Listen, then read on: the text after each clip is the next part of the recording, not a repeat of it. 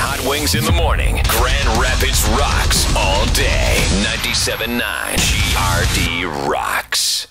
Pretty gorgeous day again right now. Partly cloudy as the day goes on. More humid. That's not great, but we'll take it over 50 degrees and rainy like we had for, March and April. Yeah. And even part of February. Actually, 30 degrees and rainy then. Some scattered showers with thunderstorms are possible today. 84 the high. It's about 76 downtown GR. We referenced Miguel Cabrera getting struck out yesterday by the pitcher for Philadelphia, Jeremy Hellickson. And Miggy's reaction to the moment, he seems like a fun guy. He does. He kind of has well, that, when he's always messing with, like, pulling guys' shirts out. Yeah. And messing with their hats and stuff like that on first base. This is the moment as described by, I'm not sure. I think it's the Phillies announcers. Yes, it definitely is. Got him. Threw him a changeup and got him swinging. 2 strikeouts in the inning for Jeremy Hellickson. Well, this is the end of the last half inning. Jeremy Hellickson was trying to get Miguel Cabrera out and finally did with the changeup. What did Cabrera say about it? Thumbs up, dude. Good pitch. It was a good pitch. I love it, man. I do too. He gives a big got smile. His smile. Yeah. How do you he think got that him. quick? Seriously, I know you how fun he enjoys the game. He loves it and it's fun to watch and he's a fan favorite. But how do you think of something that quick? How do you think of it that fast? He put his thumb up. He didn't do Goodwill Hunting math on a blackboard. Yeah, he just didn't give a that? soliloquy. It had to have been a former athlete. Oh, definitely. Steve, who's the analyst for the Phillies TV broadcast with Tom? I think that's Tom McCarthy. Sure. You're from there. That is your team. Yeah. Yeah, Tom McCarthy. That's him. It's not John Kruk, is it? Doesn't sound like Kruk likes us. No, I don't think so. Yeah, he sure does. Yeah. Yeah, he didn't start it with, excuse me. Excuse me? I wish it would say who these guys are somewhere, but it doesn't. But yeah, it's how did he think of putting his thumb up? Obviously, a former player. Maybe it's Dutch Dalton. If I can't believe that Cabrera knows that he's got thumbs. They have about 1 million different people listed on their broadcaster. Could be. who looks the Tom dumbest? McCarthy, Scott, Frank Z, Larry Anderson, Jim Jackson, Greg Murphy, Matt Stairs, Mike Schmidt, or Ben Davis. Okay, I feel like that was Matt Stairs. McCarthy is the play-by-play guy. Yeah. That's the one part I know. They do have a lot. You're right. Boy, is that funny. How did he do that? I spent 2 weeks in 1988 trying to put my thumb back down. How'd you get that smart? Hey, how'd you get up there? I'm trying to put on gloves. Go down. Go down. Sometimes it takes me a minute to realize I even have hands at all. One night I woke up and I had forgotten they were there, and I scared the crap out of myself when I touched my face. What a thing to say.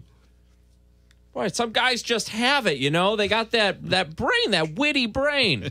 They're born with it. That's why he's such a great hitter. He can control his thumbs. His hand-eye coordination is so good on, like, a positive gesture. I might as well be a chimpanzee. It was a good pitch. How do you think that quick? Seriously, I know you how fun he enjoys the game. He loves it and it's fun to watch and he's a fan favorite. Yeah, he's one of these fun guys. I mean, he's fun. He loves the game and he's fun. I just can't believe that he can think so fast as to, like, acknowledge something amazing that just happened against him. McCarthy's sitting there going, how do I answer these questions 162 out of 175 days a year? I don't know. That's the funniest fan part favorite. But how do you think of something that quick? I don't know. I don't know. He surely was like, had his finger up to his head like it was a gun. I don't know. I don't know. I don't know. I don't know. I'll explain that to you after I show you magnets working again. Why did you say the only thing that no one else would ever think to say? Yeah. Just say he's fun and that's funny. That's funny that he gave him a thumbs up right after he struck him out. Yeah. How did he think of that so fast? Yeah, well, what's he trying to do? Get a ride somewhere? What's he doing? That's amazing. I didn't even see a car go by. I guess he wants the pitcher to give him a ride back to the hotel. He's joking around. Yeah, he didn't do complex math. He just gave a thumbs up. That's pretty easy. My kid does that when I say, hey, thanks for eating your macaroni and cheese. They really are making baseball fun again. I think that's against the unspoken rules. So the Veterans Home And Grand Rapids apparently in some trouble. This update from Wood TV 8. The man in charge of the Grand Rapids Home for Veterans tells us that things are changing for the better after years of complaints from residents. New at 6, 24-hour News 8's Barton Dieters went to the home to see if vets see things the same way. Barton? Yes. Brian Susan. At 5, the new director of the Michigan office of... This is Before he became a reporter, did he have a rich career reviewing cheese? I really feel like he should be talking about something elitist on NPR. Yeah. All right, we get it. You're better than us. Barton Dieters. Bart Dietz. Barton Deaton hair. Yeah. Beat-arts. Unfortunately, we're going to have to start this over again, so we'll have to hear his condescending tone. The man in charge of the Grand Rapids Home for Veterans tells us that things are changing for the better after years of complaints from residents. New at 6, 24-hour News 8's Barton Dieters went to the home to see if vets see things the same way. His face, dude. Brian Susan. At 5, the new director of the Michigan Office of Veterans Affairs told us what is being done to address long-standing problems at the Grand Rapids Home for Veterans. For the most part, veterans tell me they're optimistic about the changes. My face says I've drank a lot of NyQuil. Too much of change. It's like they're bothering him by asking him to do the news. Why did you stop it, man? We can't see that again. Yeah, let's do it one more time. Yeah, well, we'll have to. Back to Barton Dieters. I'll just start this. We'll keep The man in charge of the Grand Rapids Home for Veterans tells us that things are changing. And things are going to work out. But as of now, I don't see too much of change. Maybe a little bit in a lot of small spots. I think generally, yeah, it's improving, yeah.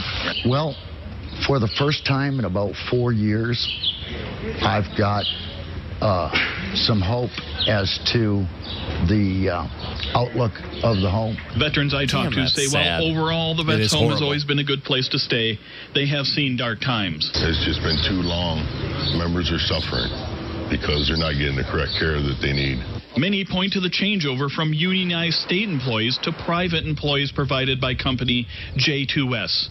The problems seem to stem from the inability of the job often to keep employees long enough to become experienced and competent. There are also complaints that staff fail to show up for shifts, leaving the facility short-staffed. Early this year, Governor Snyder replaced many at the top, but J2S has a contract that runs through October. They're trying to correct things that happened 4 or 5 years ago and still trying to run this in day-to-day operations, and that's a huge, huge thing. Most veterans we talk to say they like the changes they have seen. Give them a chance to make the changes. Are you optimistic about the future here? We're trying to be. But we're going to stay on top of it. More changes are potentially afoot as the contract for nursing assistants, the first line of care for these veterans, is up for bid. So far, 6 companies have bid for it, and J2S is not one of them. They have until mid-June to apply for that contract, however. In studio control, Barton Dieters, 24-hour News 8. Bueller. But that's one of those issues that literally everyone agrees it should be better. Yes. There is not one person listening or not listening who thinks, well, you know what we're doing? Enough for the veterans. No one thinks that. But yet it doesn't seem like it doesn't seem like they'll ever get it right. Well, the politicians have to do something. And there's not really anything we can do until... you would think that this would be a very popular thing to fix immediately before other things. And it doesn't get done. You would think. So what happens? Yeah, we get a month-long debate about who can use what bathroom, and that'll be the question that candidates get asked about. Right. Yeah. Oh, absolutely. But without something, question. And that's a fine issue. I'm not saying that should be ignored, but this affects a lot more people. And right now, yeah, who need it immediately. Yeah. People have managed to figure out how to go to the bathroom for a long time, one way or another. But these vets, where the hell else are they going to go? This is where they live. I don't understand it. I don't understand why people wouldn't be clamoring to fix this or infrastructure, things that every voter wants, and would hail them as a king if they would just do it. Well, hell, that's part of the reason why Trump is popular, because he said those things. Now, whether or not he actually accomplishes any of it remains to be seen, and is probably right. Who knows? But that's part of the reason. He's a non-politician, and the whole that's one thing he hasn't wavered about. Like the only thing maybe was veterans. The veterans are being treated poorly. These veterans' homes are a mess. They need to be fixed. And people hear that, and it resonates because everyone says that, though. So many average people don't see anything being done. But the politicians haven't done anything. No, they haven't, and I don't see that changing at all. Not ever. likely. But I don't know still why. Got to get approval. Well, because there's still politicians involved. Yeah. Right. STP, Big Empty. It's 97.9 GRD Rocks.